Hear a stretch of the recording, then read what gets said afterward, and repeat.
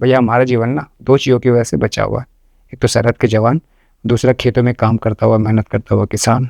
जवान ना हो तो सम्मान ना हो, पर अगर किसान ना हो तो शायद जान ना हो। खाएंगे क्या भाई?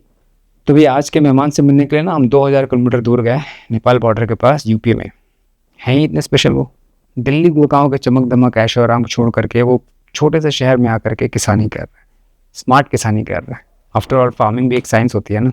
ये क्या होता है ऑर्गेनिक खेती? उसमें फ्रॉड भी बहुत है। तो आप ये कह रहे हैं कि ऑर्गेनिक चीज़ें में भी केमिकल होता है? पड़ोस के खेत में आप केमिकल डाल रहे हैं, वो पानी के सीपेज से आपके ग्राउंड वाटर में आ रहा है, आप वही पानी अपने खेत में डाल रहे हैं, तो 100% तो कुछ भी पॉसिबल नहीं है। इतना महंगा क्यों होता है फिर? दूध में भी मिलावट होती है जो हम खरीदते हैं। खुला दूध तो बड़ा खतरनाक, और खतरनाक है। बहुत खतरनाक है। जब तक क्या आप मिला देते हैं उसमें? Urea, detergent powder, urea detergent powder दूध में मिलाते हैं? दूध बनाते हैं उससे, जो नकली चीज है ना, हाँ वो खूबसूरत भी होगी और टेस्टी भी होगी। ये आपने मट्ठा पिया है ना, हाँ इसमें खट्टापन था ना। हाँ। अभी शहर का कोई हो कहेगा यार मुझे नहीं पीना है, यार खट्टा है। हरे साग के लिए ऐसा केमिकल आया, स्प्रे कर दो, मुरझाया हुआ एकदम से फ्रेश हो जाता है। शेड कि क्यों सुसाइड से इतने क्यों हुए हैं? जैसे क्रॉप का फेल हो जाना और ऊपर से बैंक का प्रेशर आना।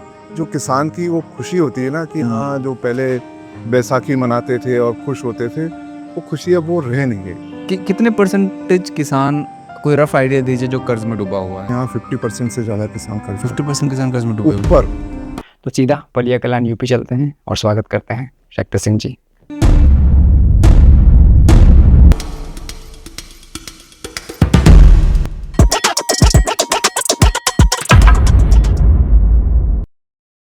किस लेवल तक आपने खेती किया, और अगर मैं पूछूं तो आपके पास कितना खेत है, आपने कितना मैंने एक्सटेंसिवली? 80 एकड़ खेती करी है। 80 एकड़? हाँ, उसमें जिसको जो अपने जैविक प्रोड्यूस को करीब 10-12 एकड़ में मैंने डेडिकेट किया था। जैविक मतलब ऑर्गेनिक? ऑर्गेनिक। 12 एकड़ का आपने ऑर्गेनिक रखा है, बाकी नॉन ऑर्गेनिक। ठीक है। कब से कर रहे हैं आप, पहली बात बताइए। 1988 में जब मैं कॉलेज से पास आउट हुआ था। हालांकि मेरी जो सारी बोर्डिंग में पढ़ाई हुई देहरादून मसूरी में, उसके बाद मुझे आर्टिस्ट बनना था वो, लेकिन भाई उस वक्त माहौल नहीं था। पेरेंट्स ने कहा कि डॉक्टर इंजीनियर बनो, कुछ करो, लेकिन मुझे वो सब चीज़ें नहीं पढ़नी थी क्योंकि मैं बोर हो चुका था ये टेक्स्ट बुक्स पढ़ पढ़ के, और मैं कुछ प्रैक्टिकली कुछ करने का मुझे शौक़ रहता। आखिर समझ नहीं आया तो मैंने आर्मी का फॉर्म भरा, OTA का। उसमें मैं क्लियर भी हुआ। और जब ये खबर मेरे फादर को पता चली तो वो कहने लगे कि ऐसा है बेटा, तुम्हें इतना लड़ने का शौक़ है तो माँ के अपने खेत में लड़ो, और वहाँ के लिए तो बहुत लोग हैं लेकिन मैं अकेला हूँ। तो मैं वहाँ से आ गया इनके कहने पर, और उसके बाद इनके साथ खेती में लग गया। और धीरे धीरे इनके साथ खून में तो खेती थी, लेकिन इनके साथ रह के बहुत कुछ सीखा। और उसके साथ साथ ये बुज़ुर्ग होते गए और मैं जो है उस वक्त 20s में था, तो इंटरेस्ट डेवलप हुआ खेती का। तो फिर आपका ये पूरा क्रेडेंशियल, आप एक किसान हैं, हम कह सकते हैं कि 80 एकड़ के आसपास आपने किया है, आपका एक्सपीरियंस रहा है। ठीक है। ऑर्गेनिक खेती के बारे में कुछ भी, क्या होता है ऑर्गेनिक खेती? ऑर्गेनिक खेती बहुत सिंपल शब्दों में कहें, जो हमारे पूर्वज करते आए हैं, कि हम उसके लिए पहले गायें पालें और हमारे पास गोबर की खाद होनी चाहिए। और उस गोबर की खाद के साथ हम जो फसल चक्र है उसको बढ़िया अपनाएं। कुछ ऐसा फसल चक्र हर एरिया का अलग होता है, तो उसको ऐसा अपनाया जाए कि न्यूट्रिशनल वैल्यू जो है सॉइल की, उसका लेवल वही रहे, डिस्टर्ब नहीं हो। एक ही क्रॉप को बार बार बोना वो नहीं होना चाहिए। जब आप रोटेशन में क्रॉप बोएंगे तो हर प्लांट का अलग न्यूट्रिशन होता है, वो अपना लेगा और बाकी को छोड़ देगा। तो वो जब आप फसल चक्र अपनाएंगे, और हम गोबर की खाद यूज़ करते हैं, मैंने बहुत सारे तजुर्बे करे। वो आपको जब आप का सवाल होगा मैं बताऊंगा कि हम कैसे उन अर्थवॉर्म्स को डेवलप करते हैं अपने खेतों में कि वो मैक्सिमम हुआ। उन चीज़ों को हम करते हैं क्योंकि बहुत सा काम नेचर करता है, हमें उसके बस साथ चलना होता है। हम जहाँ उसके अपोजिट चलते हैं तो हमारी ज़मीनें ख़राब होती हैं, हम नुकसान में रहते हैं। तो ये हमें ध्यान रखना है कि वो बैलेंस हमको जो है नेचर के अगेंस्ट जाना नहीं, क्योंकि जो भी गया है उसको ख़त्म ही कर दिया है। हाँ, you can't win against the nature. वो पनिश करता है, भी बहुत बुरा करता है। तो ऑर्गेनिक खेती का मतलब मुझे जो समझ में आता था कि केमिकल यूज़ नहीं करना, पेस्टिसाइड का, फर्टिलाइजर्स यूज़ नहीं करना। देखिए, अब वो क्लाइमेट चेंज हो गया, 100% आप ऑर्गेनिक करेंगे तो नुकसान उठा सकते हैं। उसमें बहुत दिमाग से, बहुत होशियारी से हमको बहुत से केमिकल ऐसे होते हैं जो सिर्फ हमको उस पेस्ट को दूर भगाने के लिए, कि वो रिटार्ड करें, वो उसको जो है उस फसल से नफरत हो जाए या उसको फसल में टेस्ट नहीं आ रहा है वो भाग जाए। जैसे नीम ऑयल हो गया, ये सब चीज़ों का जो ऑप्शंस आ रहा है, हम लोग तो अपने यहाँ पेड़ से नीम तोड़ते हैं, उसका पानी बना के उसका स्प्रे कर देते हैं, फसल कड़वी कर देते हैं, वो भाग जाता है। तो इस तरह की चीज़ें हैं, लेकिन केमिकल होशियारी से यूज़ करें। तो इतना महंगा क्यों होता है फिर? जो मार्केट में खरीदते हैं 100 का चावल 200 आता है ऑर्गेनिक का। वो सारा मार्केट का हाइप बनाया हुआ है कि जो हम किसान से खरीद रहा है ना, वो मैक्सिमम उसमें क्या निचोड़ के निकाले कंज्यूमर से, वो लोग करते हैं। और यही पार्ट अगर किसान अपने एंड में करे, और गवर्नमेंट बहुत कोशिश कर रही है कि किसान प्रोसेसिंग में आए, एफपीओज बनाए, फार्मर प्रोड्यूसर कंपनीज बनाए, ग्रुप में आए और वो प्रोडक्शन करे, अपना प्रोसेसिंग यूनिट बनाए और अपने प्रोडक्ट को लॉन्च करे। तो बहुत जगह ये कामयाब भी हुआ है, लेकिन ये ड्राइव है ना, बहुत स्लो वाली है, कि और जो कंपनीज चाहती नहीं है कि ये चीज़ें हो, उनको उसके प्रॉफिट लिए में हाँ, उनके प्रॉफिट में फ़र्क पड़ेगा। तो ये जो भी ऑर्गेनिक प्रोडक्ट्स हैं बहुत सारे आ गए मार्केट में अभी, ऑर्गेनिक के नाम पे बेच रहे हैं, वो सब हाइप है। वो सब, उसमें फ्रॉड भी बहुत है। अच्छा, वो फ्रॉड के बारे में बताइए। जो सर्टिफिकेशंस होते हैं बहुत सारे, मल्टीपल ऐसा ऐसे है ना, लेबल्स मैंने देखे हैं। बहुत सी ऐसी कंपनीज हैं जिन्होंने आगे अपने सब ऑफिसेज बना दिए। ओके। तो जो मैंने पर्सनली देखा कि वो किसान वहाँ से सर्टिफिकेट खरीद रहा है और उस सर्टिफिकेट के अगेंस्ट में कुछ भी बेच रहा है। किसान? किसान नहीं, अच्छा, वो कंपनी। कंपनी है या वो बिचौलिए है, ओके। वो ये काम कर रहे हैं। कईयों को तो मैंने पकड़ा भी था, उनको वहाँ से पनिशमेंट किया, वहाँ से भगाया गया, क्योंकि उससे फिर जो ओरिजिनली जो काम कर रहे हैं उन पे बहुत फ़र्क पड़ता है। तो ये चीज़ें भी बहुत हो रही हैं। और वैसे तो गवर्नमेंट ने कई सर्टिफिकेशन जो अपनी लॉन्च करी है सरकार ने, बड़ी अच्छी हैं, जिसमें आपको पे नहीं करना है। लेकिन जहाँ आप पे नहीं करते हो ना, तो उसकी जो है ऑथेंटिसिटी जो है वो कंज्यूमर नहीं मानता, नहीं मानता है क्योंकि सही। उसकी पॉपुलैरिटी नहीं होगी इतनी। उसको महंगी नाम नहीं चीज़ें ही होता। चाहिए, जो ज़्यादा महंगा बिकता है वो ज़्यादा अच्छा है। हाँ, बस। मतलब आप ये कह रहे हैं कि ऑर्गेनिक चीज़ों में भी केमिकल होता है? आप बिल्कुल, आप 100% तो बहुत मुश्किल है किसी चीज़ को करना, क्योंकि पड़ोस के खेत में आप केमिकल डाल रहे हैं, वो पानी के सीपेज से आपके ग्राउंड वाटर में आ रहा है, आप वही पानी अपने खेत में डाल रहे हैं। 100% तो कुछ भी पॉसिबल नहीं है। वो 70-80% का तो आप मान के चलो, बहुत खींच के ये आदमी कह सकता है। इसीलिए ये शब्द जो है ना, ऑर्गेनिक में यूज़ नहीं करता हूँ। बेस्ट है हमारा देसी प्रोडक्ट। देसी में आप किसी भी जैसे कंज्यूमर से बात करते हैं ना, तो देसी का एक अलग स्टैंड होता है, और सीड लेकिन देसी होना चाहिए। जैसे बहुत सी दालें हैं, अगर आप देसी बो रहे हैं और आप उसको मार्केट में लॉन्च कर रहे हैं, तो टेस्ट से ही पता चल जाता है। एज़ अ कंज्यूमर मुझे कैसे पता चलेगा कि भाई मैं क्या खरीदूँ? मैं अगर सुपरमार्केट जाता हूँ, हाँ, हाँ। मेरे पास ऑप्शंस होते हैं कि चलो ये चावल है, दाल है, खुले में बेचते हैं वो लोग, हाँ। ओपन वाले भी होते हैं, या लोकल पैकेटिंग वाला भी होता है, और एक होता है सेक्शन जिसमें बहुत सारे ऑर्गेनिक्स होते हैं। ठीक है? मान लीजिए मैं सब अफ़ोर्ड कर सकता हूँ, आप क्या रिकमेंड करेंगे, मुझे क्या खरीदना चाहिए? देखिए, वो तो एक, आप क्या ले रहे हैं, वो आपके आपके किस्मत पर भी है ना। आपके स्टोर में जा रहे हैं, वहाँ कौन-सा प्रोडक्ट है और वो कितना ऑथेंटिक है, ये तो वो कंपनी वाला ही जानता है। और आपने वो खरीदा, कंज़्यूम किया, उसमें बेसिक डिफ़रेंस क्या होगा, टेस्ट में आपको फ़र्क आएगा। खाने के बाद आपके पेट को वो सुकून देगा जो। वो तो टेस्ट तो मिलता ही नहीं है ना सर किसी में। आजकल तो जितनी भी चीज़ें जो हम लोग सुपर मार्केट से या स्टोर से खरीदते हैं, टेस्ट तो किसी में भी नहीं होता। ना दाल में, ना चावल में, ना मसाले में। मसालों पे भी मुझे आना है, क्योंकि जो मैंने पहाड़ों पे जाके हल्दी खाई है ना और लहसुन खाया है, वो टेस्ट क्यों नहीं रहता है सुपर मार्केट में? देखिए, ये जो सुपरमार्केट्स के जो वेंडर्स होते हैं ना, बहुत बड़े प्लेयर्स होते हैं। मैंने खुद जब गुड़गाँव में कोशिश करी कि मैं अपनी कोई चीज़ बेचूँ, तो उस सुपरमार्केट के ओनर का क्या कहना था, कितने दिन दे पाओगे? ओके। 4 दिन में तुम बोल जाओगे। हमारा जो वेंडर है रेगुलर वाला, हम उसको नाराज़ क्यों करेंगे? वो ओके। कहीं से हमको प्रोवाइड करता है पूरा सामान।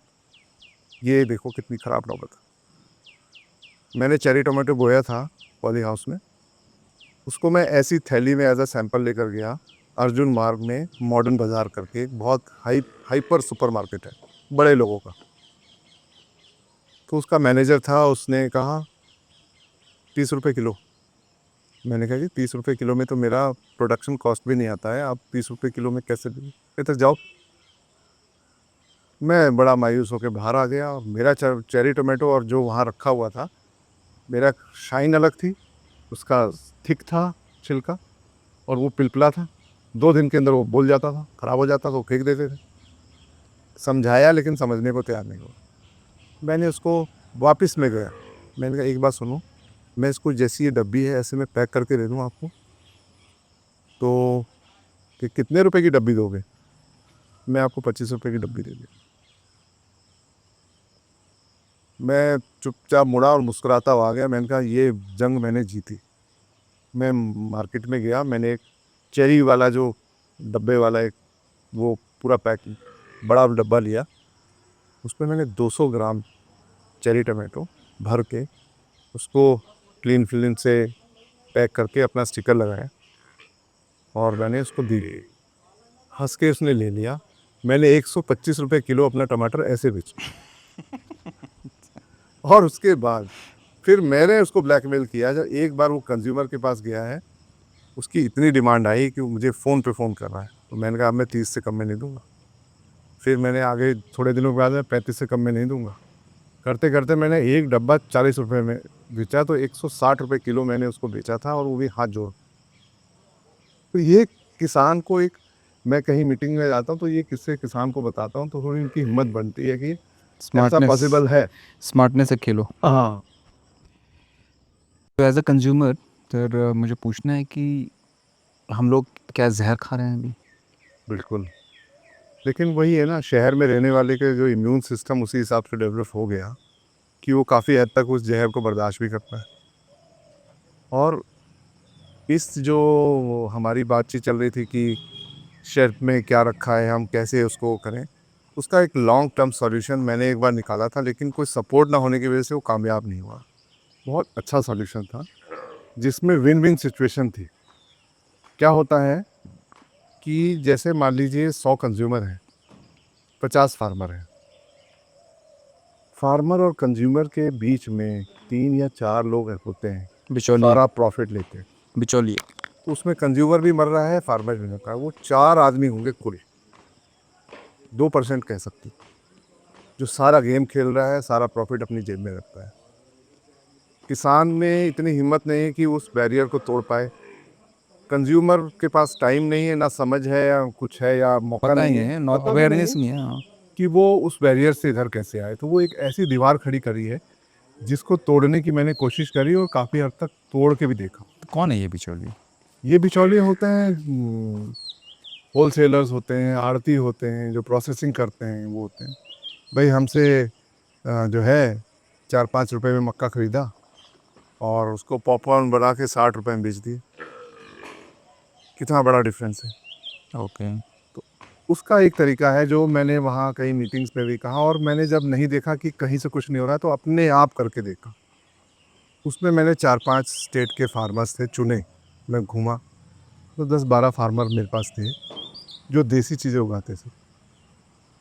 उनसे कहा कि अगर आप प्रोसेसिंग करेंगे तो वो प्रॉफिट भी आप रखो, और जो चीज़ जो मतलब जो किसान का एंड प्रोडक्ट बन रहा है और उसके और कंज्यूमर के बीच में जो प्रॉफिट है ना, उसको आप शेयर करो आपस में, कंज्यूमर के साथ भी और फार्मर अपना रखे। वो पॉसिबिलिटी बन सकती है, लेकिन उसके लिए थोड़ी मेहनत करनी होगी, ग्रुप बनाना पड़ेगा। और इसका सबसे किसान से बड़ा रोल उस कंज्यूमर ग्रुप का होगा जो फार्मर को अडॉप्ट करेगा। वो कंज्यूमर उस फार्मर ग्रुप को अडॉप्ट करे, ये पॉसिबिलिटी बहुत आसानी से हल हो सकती है। बट मैं पीवीआर पिक्चर देखने जाता हूँ ना सर, वहाँ पॉपकॉर्न खरीदता हूँ। पिक्चर के टिकट होते हैं 350, पॉपकॉर्न का दाम 450। इतने बड़े टब में होता है वो। जिस तरीके का आप रेट बता रहे हैं, मुझे लग रहा है 50 रुपये से ज़्यादा का नहीं होना चाहिए वो। और वो 450 में इतना बड़ा प्रॉफिट लेके चलते हैं वो। ये पीवीआर वाला फ़ायदा उठाते हैं इसका, क्योंकि वहाँ आदमी वो जाता है जो जिसके पास पैसा खर्च करने की हिम्मत है। तकलीफ तो होती है लोगों को, लेकिन कहते कोई बात नहीं, हम खर्च करने निकले हैं तो हम खर्च कर देते हैं।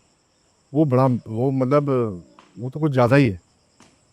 वही पॉपकॉर्न आप बाहर खरीदोगे कितना सस्ता है, हाँ 10-20 का आता है 10-20 पैकेट रुपए मुराई का पैकेट का, जो ये रेडी वाले बेचते हैं 10 रुपए का आप उससे ज़्यादा ले लोगे। तो ये है दिक्कत। ओके। तो ये सुपरमार्केट वाले कहाँ से खरीदते हैं? इनके देखिए क्या होता है, जो जितनी भी प्रोसेसिंग यूनिट्स बनी हैं, बड़े बिजनेसमैन हैं सारे और कॉरपोरेट्स हैं। इनके पास जो है इतने बड़े बड़े जो एडवाइज़र्स होते हैं, वो उनका रिसर्च रहता है कि हम कैसे इस फार्मर का प्रोड्यूस हम लें और हम किस प्रोसेसिंग यूनिट से हमको क्या मिलेगा। तो वो उनके पास जो कहते हैं ना कैलकुलेट करने का जो क्षमता है ना, वो किसान में नहीं, उस लेवल में पहुंच ही नहीं सकता है। तो उनके अपने वेंडर्स बन जाते हैं, फिर उनका जो है उनके पास पैसा होता है, तो उनका सिस्टम इतना बड़ा होता है कि अगर वो 1 साल 2 साल भी अगर रेट टू रेट या थोड़े घाटे में भी अपने को मार्केट को तोड़ने के लिए अपने आप को लगा देंगे, तो उनको फ़र्क नहीं पड़ता है। तो ये सब चीज़ें करते हैं, वो जो इकोनॉमिक्स है ना, वो हम लोगों की समझ से बाहर हो जाती है। ओके। तो बट इसमें अगेन जो प्रॉफिट होता है वो ज़्यादा किसान के हाथ में नहीं आता, वो फिर जो रिटेल्स है उनके हाथ में चला जाता है। अरे सीधी सी बात है, मैंने देखा है जो गुड़गांव में रिटेल शॉप्स में बैठे हैं, वो बहुत अच्छा मार्जिन कर रहे हैं। जैसे मैंने तो करीब 8-10 रिटेल शॉप्स को सामान सप्लाई किया है इरेगुलर तरीके से। तो मैंने जब ये देखा कि थोड़े दिन उनके पास एक तो स्पेंड करने का जो है ना, उस बिज़नेस में लगाने का पैसा बहुत होता है। उसको शोकेस में किस तरह से डिस्प्ले करते हैं, उसको समझाने के लिए वो जो वहाँ पे सेल्समैन रखते हैं वो, और प्रोडक्ट को इतना खूबसूरत तरीके से दिखाते हैं। मैं ये नहीं कह रहा हूँ कि वो प्रोडक्ट ख़राब है, बहुत अच्छा भी होता है, लेकिन उसको ज़्यादा दामों में बेचने के लिए जहाँ पैसा खर्च करने की क्षमता है, वो वहाँ पर उसको उस तरह से डिस्प्ले करके बेच देते हैं। मेरे पास भी आज भी पैकिंग मटेरियल पड़ा है, मेरे स्टिकर्स पड़े हैं। अगर मैं वो जैसे गुड़ की शक्कर मैं अपने गन्ने की बनाता हूँ, अगर मैं उस वाली पैकिंग में उसको डाल के और उस पे स्टिकर लगा के मैं किसी को बेचता हूँ ना, वो अगला जो है वो खुशी-खुशी मुझको पैसे दे देता है जो मुझे चाहिए। तो उसका डिस्प्ले करना, वो किसान प्रेजेंटेशन बहुत प्रेजेंटेशन इम्पोर्टेंट है। बहुत ज़रूरी है, तो वो किसान नहीं कर पाता नहीं है। कर पाता। इतनी समझ ही नहीं होती है। तो हम लोग पढ़े लिखे हैं और थोड़ा-सा इस बारे में इतना जागरूक हैं आप लोग। जागरूक हैं, इतना सोचते हैं, तो हम लोग इस चीज़ों से निपट रहे हैं। वरना बड़ा मुश्किल काम है आम किसान के लिए इज़्ज़त करना। लेकिन अगर हम ग्रुप बनाते हैं, मैं कोशिश कर रहा हूँ अभी, जैसे मैं अब 10 साल बाहर रह के गुड़गाँव रह के आया, वहाँ मैंने बहुत कुछ सीखा। कंज्यूमर से फेस टू फेस बातें होती थी, तो उनके नेचर को समझा, उनके सिस्टम को समझा। तो वो चीज़ अब कुछ जागरूक किसान यहाँ पर भी हैं। उनको इकट्ठा करके एक ग्रुप बना ही रहे हैं हम लोग, कि हम वो प्रोड्यूस तैयार करेंगे और हम फिर सीधा फैमिलीज़ को टारगेट करेंगे। उस फैमिली को हम वो प्रोड्यूस देंगे जो कोई ऑर्गेनिक शॉप से कहीं बहुत सस्ता होगा, और हम वो पैसा लेंगे जो हमको हमारे प्रॉफिट में हमको ला के दे, हमारे इस प्रोड्यूस को दे। वो पॉसिबल है, कोई बहुत बड़ी बात नहीं, कर सकते। थोड़ी समझ, थोड़ा-सा पैशन होना चाहिए। किसान तो विदाउट पैशन भी बहुत ज़्यादातर वही चल रहे हैं वही चल रहा है। कि खाद डालो, पैदा करो, देखी जाएगी वाला काम। कुछ मिलावट की बात करते हैं, जैसे हम लोग जो बहुत one of the most consumed food item होता है, जैसे दूध हुआ, पनीर हुआ, दूध में भी मिलावट होती है जो हम खरीदते हैं कंज्यूम। आप दिल्ली शहर में मान के चलो, जितना कंज्यूमर है उतना दूध को पैदा भी नहीं होगा।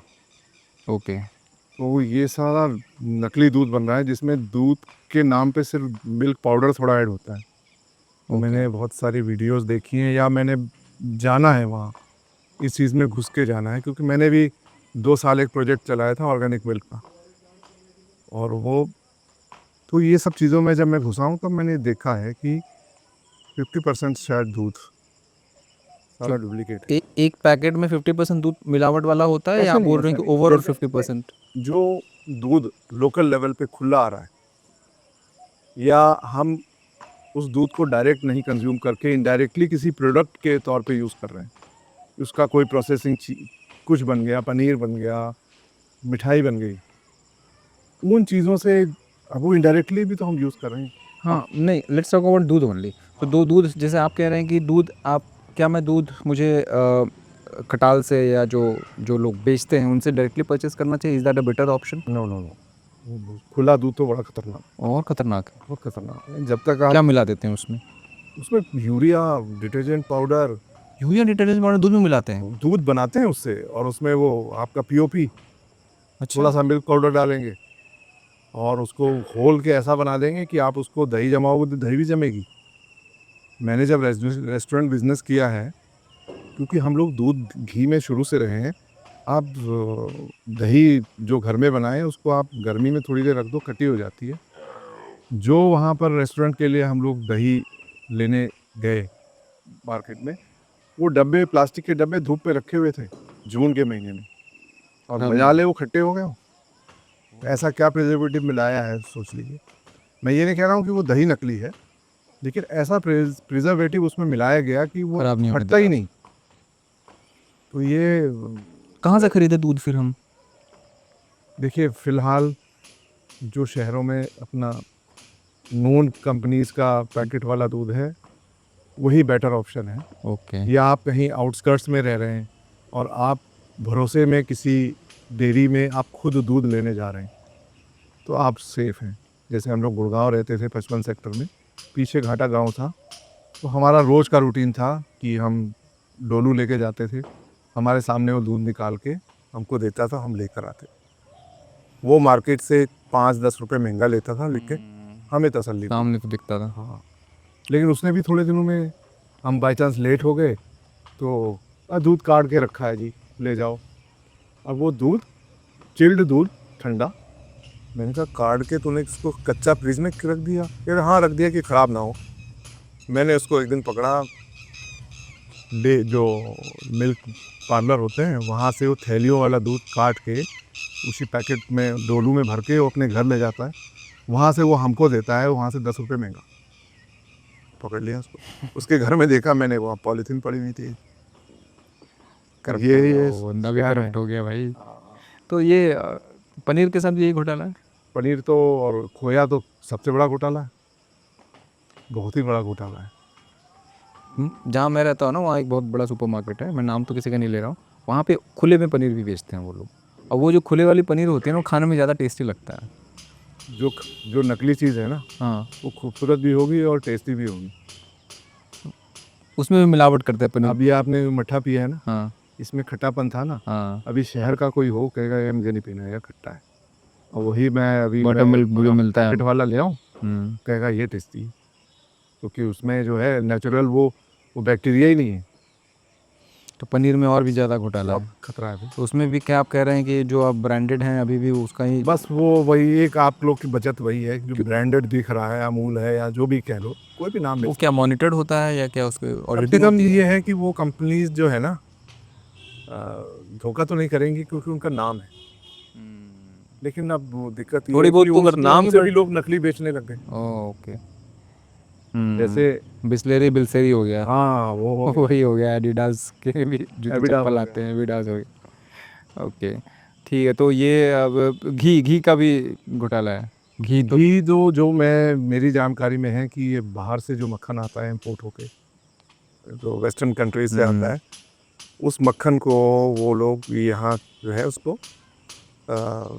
उबाल के उसमें फ्लेवर करके, क्योंकि जब मैं इन चीज़ों में घूम रहा था तो नोएडा में एक पंडित जी हैं, वो नॉर्थ इंडिया के काफ़ी बड़े सेंट्स के और फ्रेगरेंस के वो हैं, मतलब कहेंगे आप प्रोड्यूसर, बायर भी हैं, जो किसानों से मेंथॉल या खस ऑयल या पिपरमेंट ऑयल ख़रीदते हैं, और भी तरह के जो ऑयल्स होते हैं फूलों के, वो सब खरीद के वो उसको जो है अपना एक्सपोर्ट करते हैं, जो भी करते हैं।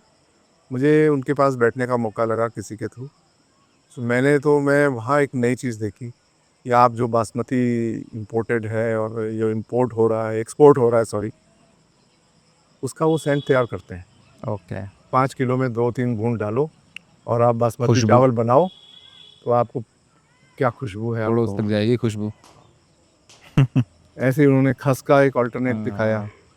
मैं तो हैरान मान गया। हमारे यहाँ जंगल में खस की घास होती है, उसका हम लोग पहले चटाई बना के टांगते थे, पानी डालते थे या कूलर में लगाते थे। उसका केमिकल वर्जन आ गया है, 4 ड्रॉप इधर उधर मिलाए, आ गया जी। मेंथॉल का यही हाल है। आप जो टॉफ़ियाँ खा रहे हैं, ये सारा केमिकल ही है। केमिकल है, ओरिजिनल वाला महंगा पड़ता है, इसलिए ऑल्टरनेट आ गया। हर चीज़ में मिलावट है। अब मिलावट नहीं, ऑल्टरनेट कर दिया उन्होंने। जो खेत में पैदा होगा वो महंगा होगा, लेकिन ओरिजिनल होगा। उसको खरीदेंगे तो उनको लॉसेस होते हैं, प्रॉफिट कम है। तो कहते हैं सिंथेटिक डालो, खुशबू पैदा करनी है कर लो। उस पे इंडिया में कोई रोक नहीं है। बहुत देशों में सुना है कि फांसी तक चढ़ा दी जाती है, तो भाई तुम लाखों लोगों की ज़िंदगी के साथ खेल रहे हो। यहाँ इतना लचर है, ठीक है, मरते हैं मरे, ज़्यादा पॉपुलेशन है तो मर जाए तो ठीक। सब्जियों का क्या हिसाब किताब है? सब्जियों में जो मिलावट तो नहीं कहेंगे, केमिकल जो पार्ट है ना, सबसे बढ़िया तरीका है आप ऑफ सीज़न की सब्जी खाओ मत। कंज्यूमर को नॉलेज होनी चाहिए कि इस समय सीज़न किस सब्जी किस सब्जी का? आप वही सब्जी खरीदेंगे, सस्ती पड़ेगी और आपकी हेल्थ के लिए भी ठीक। क्या प्रॉब्लम है ऑफ सीजन वाले सब्जी में? ऑफ सीज़न में क्योंकि उसको तैयार केमिकल के दम पे किया जाता है, क्योंकि वो तैयार हो ही नहीं सकती।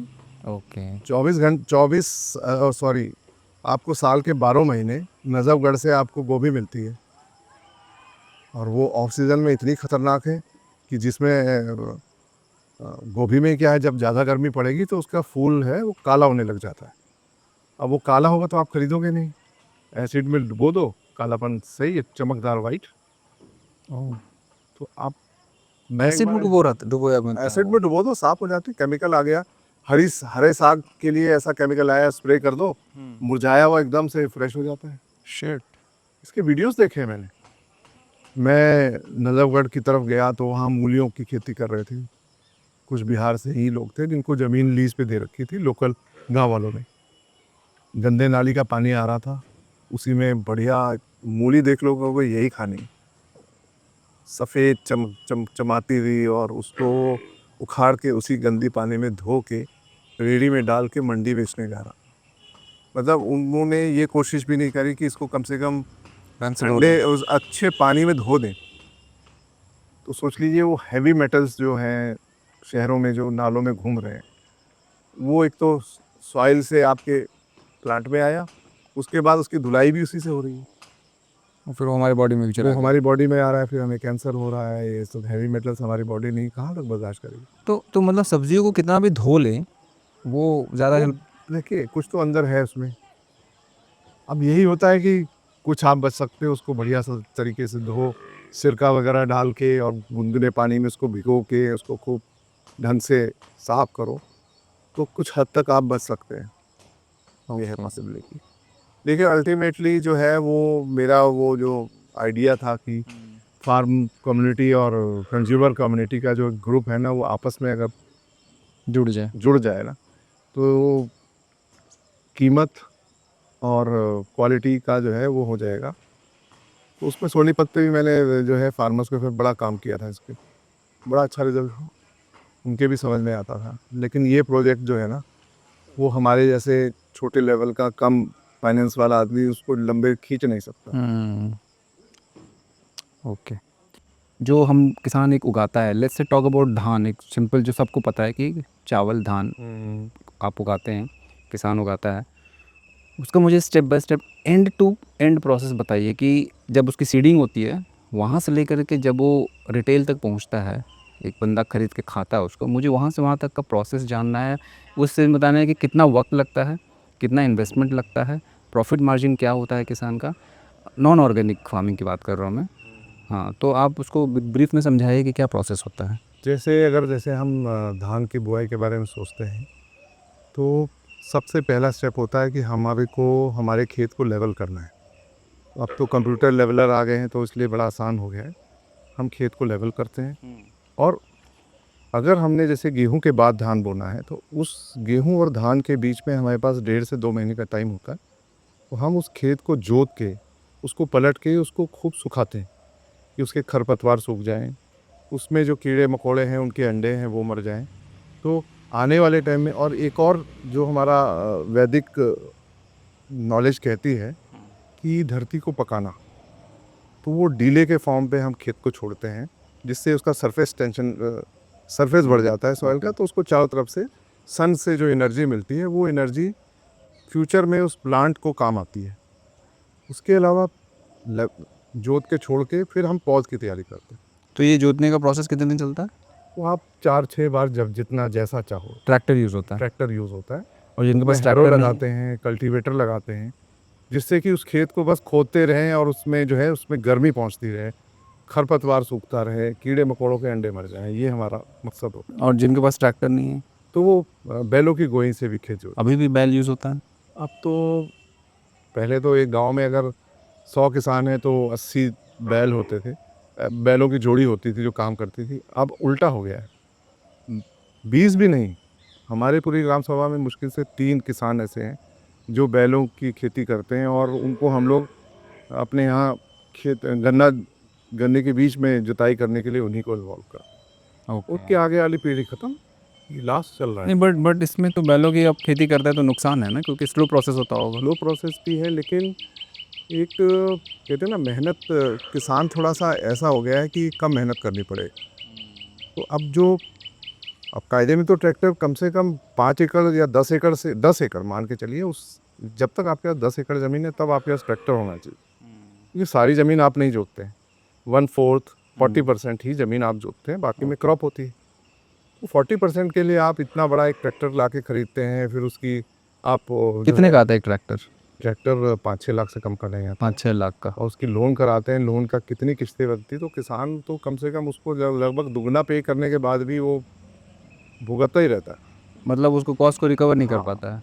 तो आप ये कह रहे हैं कि अगर आप छोटे लेवल के किसान हो तो ट्रैक्टर की ज़रूरत नहीं है, बैल सफिशिएंट होता है। हाँ ठीक है, खेत की जुताई होगी 3-4 उसके महीने। बाद हाँ हम लोग पौध तैयार करते हैं। तो पौध तैयार करने का जो सबसे बढ़िया तरीका हम लोगों ने अपना ईजाद किया है, क्या होता है कि जब हम एक छोटा सा क्यारी तैयार करते हैं, तो वो खेत के डायमेंशन की जितने में हमें बोना है उसके हिसाब से उसका रेशियो होता है, 1/10, उसमें हम पौध तैयार करते हैं।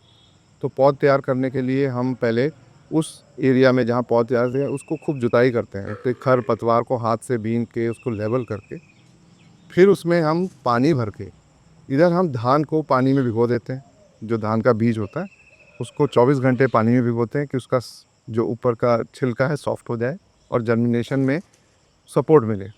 फिर 12 घंटे उसको बोरी से ढक के रखते हैं, गीली बोरी से, उसमें छोटे छोटे अंकुर आ जाते हैं। फिर हम उसको उस पर बिखेर देते हैं, खाद वाद डाल के, गोबर की खाद डालते हैं बराबर, फिर उसमें बिखेर के उसमें पानी भर देते हैं, तो उसमें फिर वो पौध तैयार हो। बिखेर के मतलब रैंडमली आप हाँ है, खेतों तो में वो से डालने का बिखेरते हैं। तरीका होता है कि वो बराबर गिरे। ओके। अगर वो घना हो जाएगा तो पौधा कमज़ोर हो जाएगा, हाँ। दूर हो जाएगा तो भी मतलब हमको पौध पूरी नहीं हो पाएगी। ओके। फिर उस पौध को 21 दिन के बाद, 21 से 25 दिन के अंदर हम खेत में पहले पानी भरते हैं जिसमें हमें बोना है, उसके बाद उसको कल्टीवेटर से उसको जोतते हैं गीले में, उसमें कीचड़ पैदा करके फिर उसमें पाटा लगाते हैं, एक लकड़ी का होता है सरावन, उससे उसको प्लेन कर देते हैं, और उसमें वो पौध उखाड़ के उसको 1 बिट की डिस्टेंस, मतलब करीब 6 से 8 इंच की दूरी पे उसको लगा दिया जाता है। तो अभी आपने जो जुताई की है वो सीड्स का स्टेज है ना, अभी सीड नहीं, सीड हमारा तैयार हो चुका है। अच्छा वो पौध हम उखाड़ते हैं 21 दिन के बाद, फिर हम उसको ट्रांसप्लांट करते हैं। अच्छा, तो फिर जो आपने खेत दोबारा जुताई की है गीले वाली जुताई में पानी भर के, उसमें दोबारा लगाते हैं आप? उसमें उसको रुपाई कर देते हैं, और उसके बाद फिर उसमें हमारा प्रोसेस होता है कि उसमें हम खाद वगैरह डालना शुरू करते हैं। तो आप इतने सारे जो पौधे होते हैं वो सबको क्या है हाथ से लगाया जाता है? हाँ बिल्कुल, हाथ से लगाए जाते तो वो हज़ारों पौधे होते होंगे? हैं। हाँ, हज़ारों। तो उसमें जैसे 1 एकड़ में 6-7 लोग चाहिए होते हैं। ओके। पहले पौध को उठा के वो गुच्छे बना लेते हैं, उनको साथ ले जाते हैं और लाइन से और इतनी स्पीड से लगाते हैं कि 1 एकड़ 5 आदमी एक आराम से 1 एकड़ तो एक दिन में लगा ही देते हैं। और 1 एकड़ एक दिन में लग गया, मान लीजिए, चलिए 1 एकड़ की ही बात करते हैं, 1 एकड़ एक साधारण किसान की हम बात कर रहे हैं, तो उसका ये पौधा ये दोबारा रोपण है वो हो गया, उसके बाद? जब हमारी सीडलिंग्स तैयार हो जाती हैं, उस छोटी सी क्यारी है, उसको हमें ट्रांसफ़र करना होता है बड़े खेत में। उसके लिए हमें ट्रैक्टर से पहले ट्यूबवेल से पानी भर के उसमें ट्रैक्टर से कीचड़ तैयार करना होता है। उस कीचड़ को तैयार करने के बाद फिर लेबर वो पौध उठाती है और 2-2 पौध 6 से 8 इंच की दूरी पे लगाती कोशिश है। करती है कि वो डिस्टेंस मेंटेन रखे। ये पूरा मैनुअल प्रोसेस है। Manual process. अब इसकी मशीनें भी आ गई हैं और वो मशीनें, लेकिन उसके लिए पौध ट्रेज में तैयार करनी होती है और उसमें पूरा जो है वो इंसानी हाथों की तरह उसमें सिस्टम होता है जो ऐसे उठा के उसको लगाता है। लाइन से ट्रांसप्लांट करता है। और ये छोटे देशों में तो काफ़ी, क्योंकि थाईलैंड और इधर जो वियतनाम वगैरह जाएंगे आप, वहाँ पे बहुत छोटी मशीनें भी हैं जो वो लोग यूज़ करते हैं। लेकिन अब हमारे यहाँ फार्मर हैं, यहाँ पे लेबर है, तो यहाँ मैनुअली हो जाता है। तो जब वो पौध लगने के बाद फिर हमारा सिस्टम शुरू होता है कि उसमें टाइम वाइज जो है हमें डोजेस देने हैं खाद के। सुपर फॉस्फेट हो गया, हमारा पोटाश हो गया, यूरिया हो गया। ज़रूरी है देना खाद? हाँ, देना ज़रूरी है क्योंकि आजकल जो जितना भी हमको सीड मिल रहा है ये हाइब्रिड सीड्स है और ये हाई यील्डिंग सीड्स है और ये इनकी ज़रूरत है। पहले हमारे पास ट्रेडिशनल सीड्स होते थे, अगर हमने बाई चांस उसमें गलती से यूरिया डाल दिया तो उसकी हाइट इतनी हो जाएगी कि उसमें दाना शायद थोड़ा बहुत आए ओके। और वो गिर जाएगा। वो ये वाली जितनी क्रॉप्स हैं ये हाई यील्डिंग होती हैं। हमारा जो देसी क्रॉप है वो 8 से 10 कुंटल पैदा होता था, आज ये हाई यील्डिंग क्रॉप आ गई जिसका 35 कुंटल तक, 20 से 35 कुंटल नॉर्मल है, 40 कुंटल भी पहुंचता है। तो उसके लिए और उसका जो टाइम पीरियड होता है 3 से 4 महीने, उसी दौरान हमें उनको जो है उसी हिसाब से बरसात के अंदर अंदर ग्रो करना है और उसमें से हमें जो है दाने भी लेने हैं। इसके लिए हम वो कंपल्सन होता है। लेकिन सिर्फ एक थोड़ा सा किसानों को ये समझना चाहिए कि हमें खाद कितनी देनी है और कब देनी है, वो नॉलेज जो है ना प्रॉपर किसान के पास नहीं होती। प्लस जब हम ज़्यादा यूरिया यूज़ करते हैं हमारी क्रॉप सॉफ्ट हो जाती है, उसमें कीड़े बहुत लगते हैं। तो किसान को ये भी सोचना है कि कितनी यूरिया डाल लें, कब डालें, और क्या होता है एक एक बोरी डाल देते हैं जबकि ज़रूरत आधी बोरी की है। ये वहाँ हमारा एक ज़रूरत- हाँ। ये हमारा एक सेक्शन है, इसके ऊपर हम बात करेंगे। ये प्रॉपर, ये बहुत इंपॉर्टेंट सेक्शन है, और टॉक अबाउट इट। बट अभी चलिए, अभी वो लग गया, अभी तक हम कहाँ पहुँचे हैं? कि हम उसमें अब फिर खाद डालना शुरू खाद डालना शुरू किया, ठीक है। खाद डाल दिया, उसके बाद क्या होता है? खाद डालते हैं और फिर उसमें पीरियड वाइज डालते हैं कि जैसे हमने बुआई करी है तो उसके हफ्ते भर बाद जब उसमें हमारे जो ज़मीन थोड़ी हार्ड हो जाती है, पैर नहीं धंस रहे हैं, उस वक्त उस पर फिर हम लोग सुपर फॉस्फेट डालते हैं। और साथ में एक मचेटी आती है, मचेटी का ये कारण तो काई जमानी। काई जमाने का मकसद ये होता है कि उसमें खरपतवार ना निकले। हमारी पौध ऊपर है और हमने इसमें काई जमा दी तो वो जो है नीचे खरपतवार उस काई के नीचे दब के रह जाती है। और उसमें रेगुलर पानी चाहिए होता है उस वक्त, कि क्योंकि हम अगर पानी नहीं लगाएंगे तो फिर खर निकल आएगा, फिर वो उसको मैनुअली हमें उसको खुरपी से हटाना वो बड़ा महंगा पड़ेगा। इसलिए उसको केमिकल कंट्रोल के तौर पे या हम उस पर स्प्रे कर सकते हैं। बहुत सारी चीज़ें ऑप्शंस आए हैं जो हम यूज़ कर रहे हैं। उसके बाद फिर हम पीरियड वाइज जो 4 महीने का टाइम होता है उसमें हम डोजेस देते हैं, कभी यूरिया की, फिर देखते हैं कि इसमें कोई इंसेक्ट तो नहीं आया, उसका स्प्रे किया जाता है टाइमली कि भाई इतना चूसक कीट आ गया।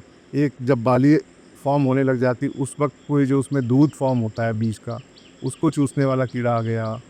कुछ इंसेक्ट हैं जो उड़ के आते हैं, उनसे बचने के लिए हमारे को ट्रैप्स लगाने पड़ते हैं। अगर हम नेचुरल फार्मिंग या हम जैविक खेती की बात करें तो फेरोमोन ट्रैप्स वगैरह का भी ऑप्शन है, तो वो भी हम यूज़ कर सकते हैं। जो जागरूक किसान है वो हर ऑप्शन उस ऑप्शन को यूज़ करता है जिसमें केमिकल कम यूज़ करना पड़े। तो ऐसे कर के इस 4 महीने में हम उस फसल को तैयार करते हैं। फिर उसकी कटाई का नंबर आता है। एक होती है हाथ से मैनुअल, जो छोटे किसान है वो हाथ से मैनुअल काट के उसको धान वाले थ्रेशर से वो दाना अलग कर लेते हैं, और जो उसका पैरा होता है उसको वो अपने जानवरों के खाने के लिए उसको स्टोर कर लेते हैं। ओके। हाँ, तो उसके लिए अब मशीनें भी हैं। बड़ी बड़ी जो फार्म हैं तो उसमें कंबाइन मशीन आती है जो एक एक दिन में 20 एकड़ काट देती है, तो वो उस मशीन का भी यूज़ होता है। क्या क्या कीमत होता है उसका? उसकी कीमत है 20 लाख के ऐसे 20 ऊपर ही। अच्छा, एक चीज़ और है कि हाथ से कटाई करना और मशीन से कटाई करने में उपज में फ़र्क है।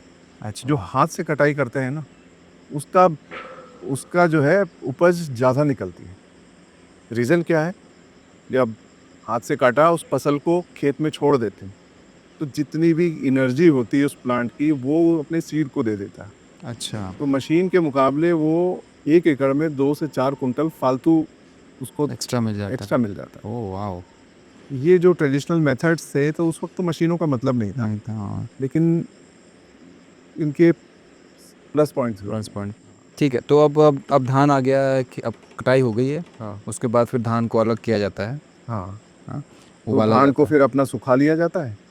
सुखा के अगर बेचना है तो बेच दिया जाता है, नहीं तो उसको स्टोर कर लेते हैं अपने आगे खाने के लिए। तो किसान उसमें से कुछ ना कुछ पार्ट अपने साल भर के राशन के लिए रखता ज़रूर है। ओके। तो ठीक है, अब बात आती है इसको मार्केट में बेचने की। हाँ, तो कैसे अप्रोच करता है मार्केट? तो इसमें होता क्या है कि किसान या तो मंडी जो आड़ती होते हैं उनको कॉन्टैक्ट करता है, या फिर जो किसान गांव में रह रहा है तो गांव के लेवल पे कुछ आड़ती तैयार हो रखे हैं जो उन आड़तियों को आगे धान बेचते हैं।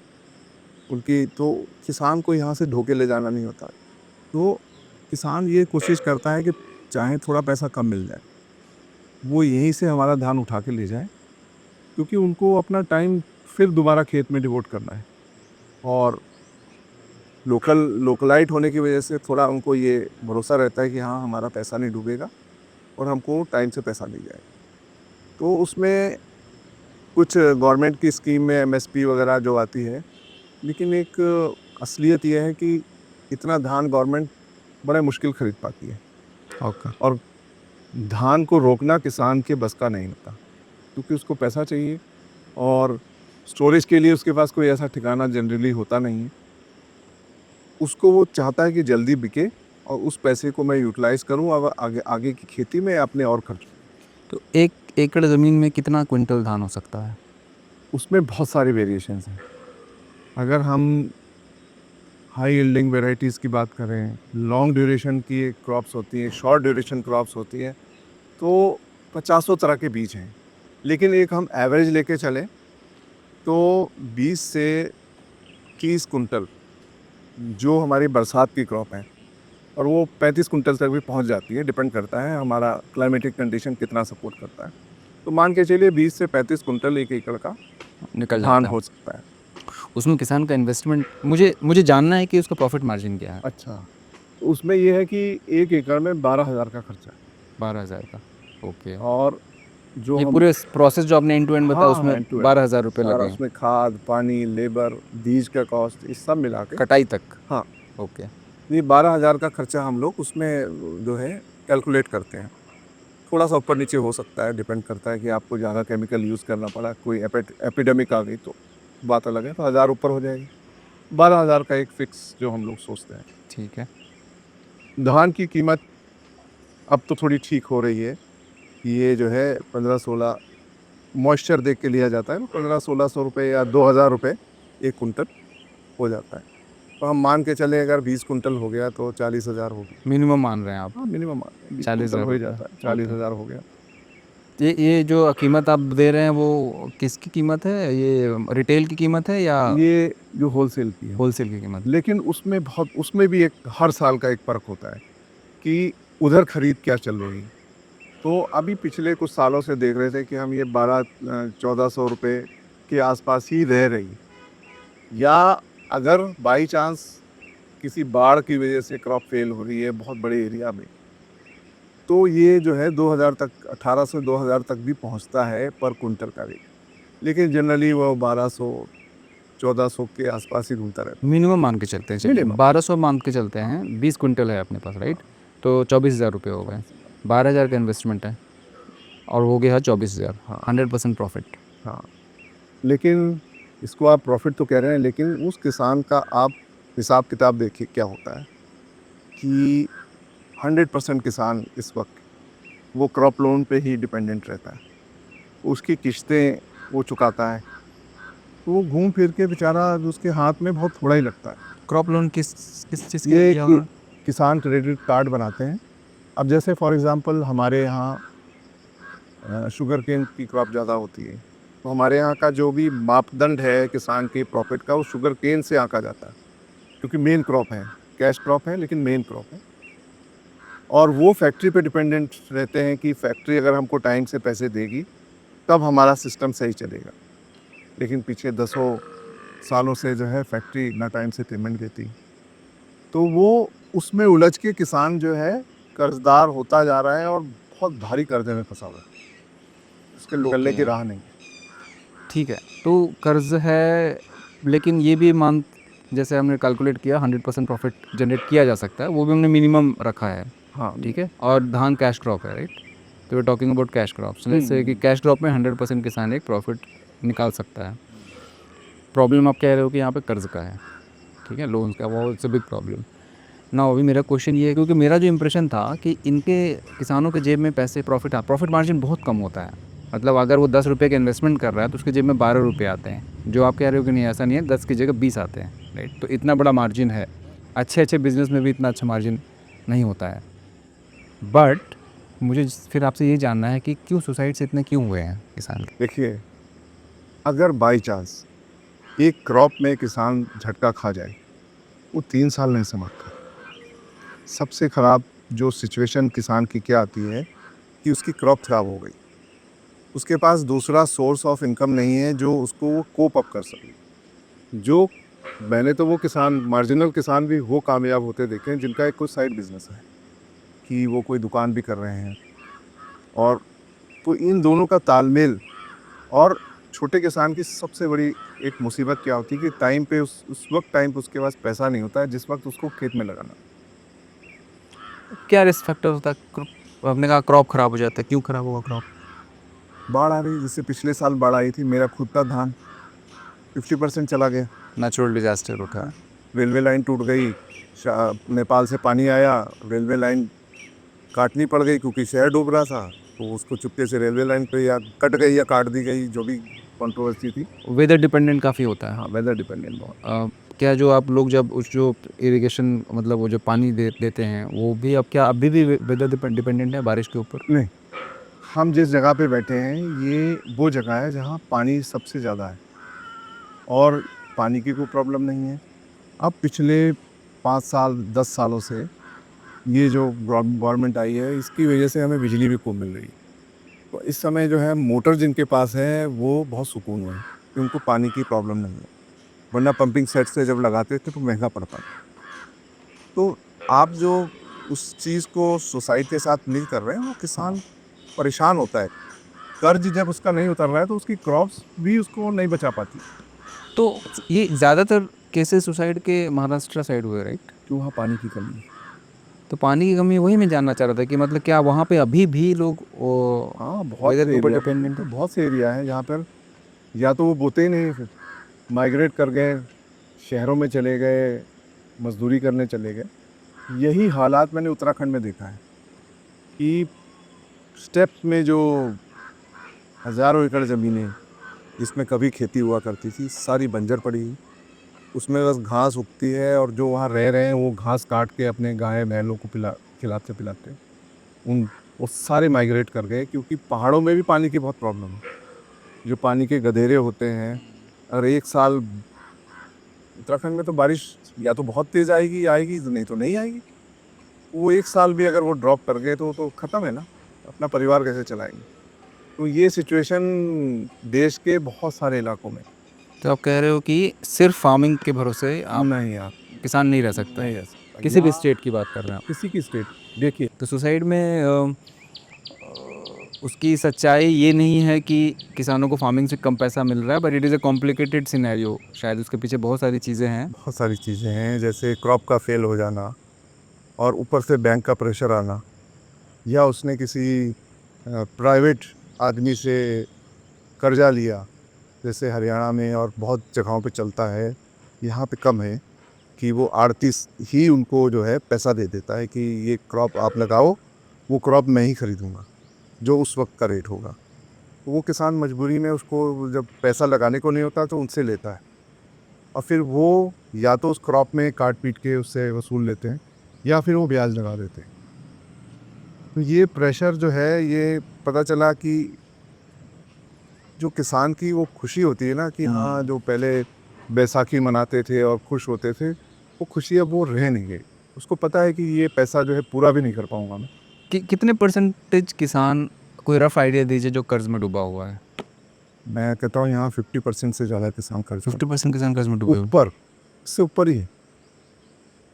और कहने को ये कहते हैं, ये है, वो है, जो भी कहते हैं शहर के लोग, क्या किसान को भी एक अच्छी लाइफ जीने का हक नहीं है?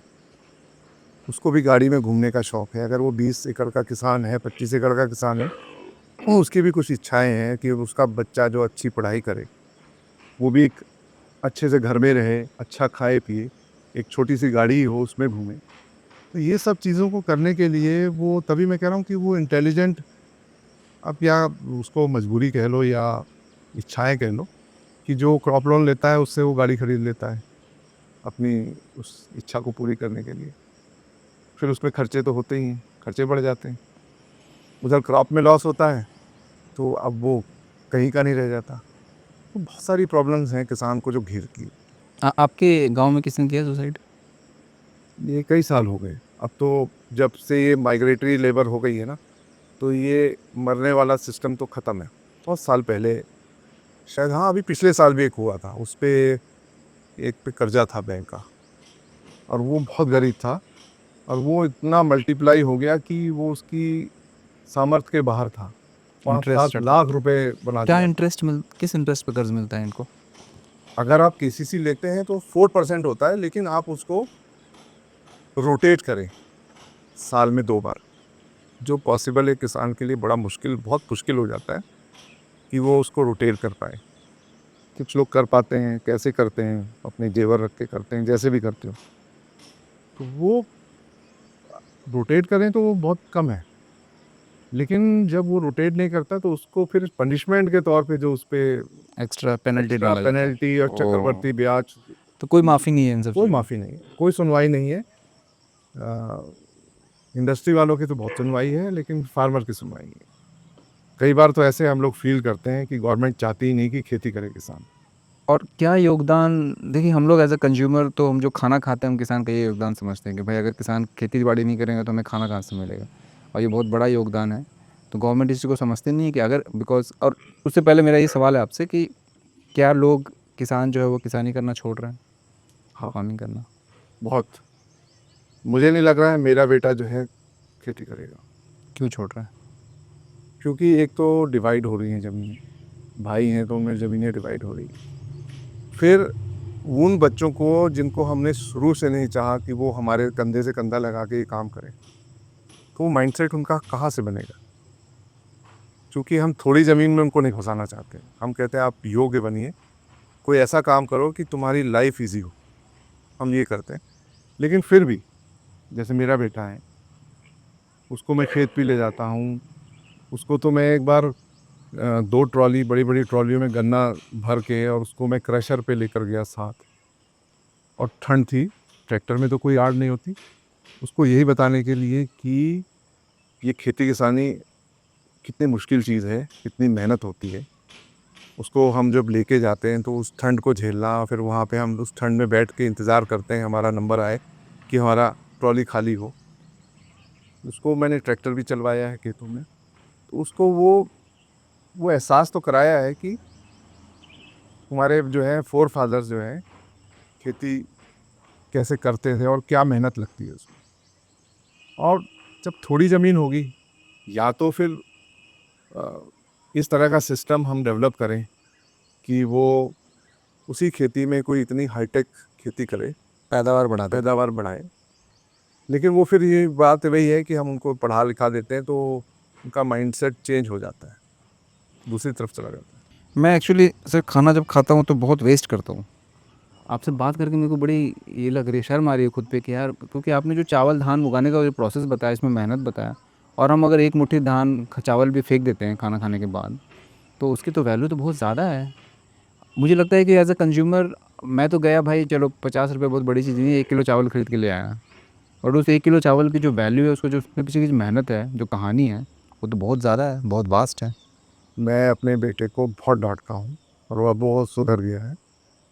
अगर उसके थाली में 1 चम्मच चावल भी रह जाता है ना, तो उसको बहुत तगड़ी डाँट पड़ती है, या 1 चम्मच दाल भी रह गई, मैंने कहा ये थाली ऐसी होनी चाहिए कि ये बस पानी से धुल जाए, इतनी साफ़ होनी चाहिए, एक दाना नहीं होना चाहिए इसका।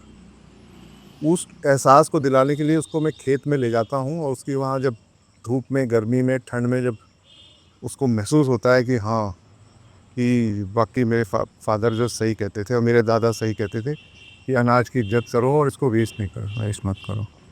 ठीक है, अभी हम लोग इसको रैप अप करेंगे सर। मुझे आपसे ये जानना है और आपसे ये मैसेज भी चाहिए, जो लोग स्पेशली जो फार्मर्स देख रहे हैं इसको, कि जो फार्मिंग को गिव अप करना चाह रहा है, प्रॉफिट नहीं जनरेट कर पा रहे हैं उसकी वजह से, क्या वो इस गेम को पलट सकते हैं? क्या कोई तरीका है कि प्रॉफिट मार्जिन बढ़ा सकते हैं, या फार्मिंग को as a proper 100 full time as a profession accept कर सकते हैं? देखिए, हमारी खेती जो है ना, मतलब अवेयरनेस के हिसाब से भी बताइए, और टेक्नोलॉजी के हिसाब से कोई भी तरीका है कि फार्मिंग को बहुत ही बढ़िया तरीके से एक्सेप्ट करे और ज़्यादा प्रॉफिट जनरेट करे? देखिए, बहुत सी स्कीम्स आ रही हैं आने वाले टाइम में, कि हम जो मोनोकल्चर की खेती कर रहे हैं किसान, ये एक बहुत बड़ा जो है कारण है किसान को डुबोने का। किसान के मोनोकल्चर क्या हुआ? मोनोकल्चर का मतलब कि एक ही क्रॉप को ज़्यादा बो देना, अच्छा, तो उसकी मार्केट में वैल्यू नहीं रह जाती। आप ज़्यादा धान कर दोगे तो अभी इतना अभी धान क्या जब है कंज्यूम नहीं एग्जाम्पल? होगा तो क्या होगा? अभी का एग्जाम्पल कुछ दे सकते हैं, क्या है उसे? अभी तो ये तो सीज़नल चलता रहता है, जैसे अब शुगरकेन के और जो है मक्के की खेती इस साल बहुत हुई है। सैकड़ों एकड़ हमारे ज़िले में, और ये ज़िला जो है इतना बड़ा है, 250 किलोमीटर ऐसे है, 250 किलोमीटर ऐसे। इसमें मेरे ख़्याल से 1000 एकड़ से ऊपर तो हुई है खेती। तो सबने मक्के ही लगाने शुरू कर मक्का दिए? मतलब लगाया है, बड़े पैचेस लगे हैं, क्योंकि ये मक्का इथेनॉल में काम आ रहा है। तो गवर्नमेंट की स्कीम्स तो अच्छी चल रही हैं, लेकिन उसको ग्राउंड लेवल पे बहुत रिगरस विगरस तरीके से इम्प्लीमेंट करने वाला है, ब्लॉक्स के हिसाब से। ये जितना मक्का है ये कट के जाएगा, इसका एथेनॉल बनेगा, वो हमारे पेट्रोलियम इंडस्ट्री के लिए काम आएगा। और इसका जो वेस्ट होगा, वो इसका जो है शायद साइलेज या उसका वेस्ट का कंपोस्टिंग में काम आ जाए। तो ये सब चीज़ें कुछ चेंजेस तो आ रही हैं। जैसे शुगरकेन है, शुगरकेन को धीरे-धीरे एथेनॉल की तरफ ज़्यादा ले जा रहे हैं। तो ये बहुत अच्छा साइन है, सरकार की पहल बहुत अच्छी है, क्योंकि पहले जो गवर्नमेंट्स थी वो पेट्रोलियम कंपनी के दबाव में रहती थी, या विदेशों से जो पेट्रोल आता है उनके दबाव में रहती थी कि भई ये ऐसा सिस्टम ना डेवलप कर दें कि इनको हमारी पेट्रोल डीज़ल की ज़रूरत कम पड़े। लेकिन अब सरकार कुछ अलग तरीके से चल रही है, तो वो शुगरकेन से भी एथेनॉल निकाल रही है। तो इस क्रॉप में प्रॉफ़िट के चांसेस अच्छे हैं। लेकिन दूसरा पहलू ये है कि वो किसान को वो रेट नहीं देना चाहते हैं, वो प्रॉफ़िट ज़्यादा ही अपना खाना चाह रहे हैं। क्योंकि आप जो 372 का रुपए का रेट दे रहे हैं, कायदे में किसान को 450 से कम नहीं मिलना चाहिए, बल्कि 500 रुपये मिलना चाहिए 1 कुंटल का। क्योंकि एक गन्ने से वो 4-5 प्रोडक्ट्स बना देते हैं, और किसान को वही उसका रॉ मटेरियल। तो वही है, किसान को कोशिश, जैसे आपको एग्ज़ाम्पल दूँ, 3 किसान यंगस्टर हैं सरदार कम्युनिटी के, जिनको मैंने पिछले 2 साल में एडवाइस किया था अपना प्रोसेसिंग यूनिट लगाने के। तीनों किसान इतना अच्छा कर रहे हैं, वो गुड़, शक्कर बना रहे हैं, अलग-अलग फ्लेवर के गुड़ बना रहे हैं, शक्कर बना रहे हैं, और अपने लेवल पे दम लगा रहे हैं। मैं उनकी सपोर्ट करता हूँ मार्केटिंग में, मैं उनका एडवर्टाइज़मेंट कर देता हूँ, लोगों को जानकारी दे देता हूँ। वो तीनों उस लाइन पे अच्छा चल रहे हैं। ऐसे ही और हमारे प्रोडक्ट हैं, मसाले भी हैं, तो वो सब चीज़ें भी ये लोग कर सकते हैं चाहें। ऐसे बहुत सारे प्रोडक्ट्स हैं लाइन में जो हम डायरेक्ट कंज्यूमर तक पहुँचा। आओ। और चार से बारिश हो गई?